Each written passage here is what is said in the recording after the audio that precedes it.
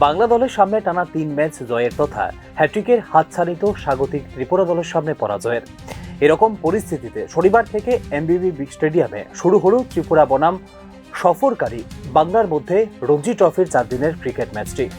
এই মরশুমে এমবিবি স্টেডিয়ামে এটি হলো রঞ্জি ট্রফির মরশুমের প্রথম ম্যাচ, তবে দুদলেরই এটি হলো তৃতীয় ম্যাচ।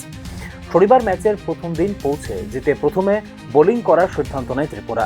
দিনের শুরুতে রানের বিনিময়ে 1 উইকেট হারায় স্বাগতিক বাংলা, কিন্তু তারপরেই হাল ধরে এসকে ঘরামি এবং এস গান্ধী। এই দুই জুটি যখন মাঠ ছাড়ে তখন বাংলার স্কোর 1 উইকেটে বিনিময়ে 171 রান। আলোর স্বল্পতার কারণে নির্ধারিত ওভারের আগেই শেষ করতে হয় দিনের খেলা, অর্থাৎ সবকিছু ঠিক থাকলে প্রথম ইনিংসে রানের পাহাড় গড়তে চলেছে স্বাগতিক বাংলা।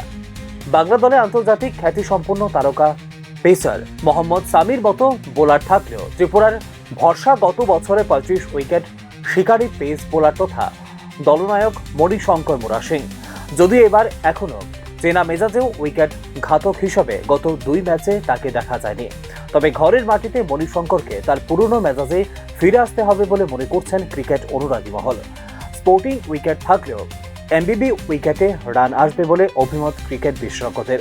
তাই সকালে যে দল প্রথম ব্যাট করতে নামবে তারা যদি 1 ঘন্টা উইকেটে দেখে শুনে খেলতে পারে তাহলে লড়াই থাকতে পারে বলে অভিমত দিয়েছিলেন বিশেষজ্ঞরা।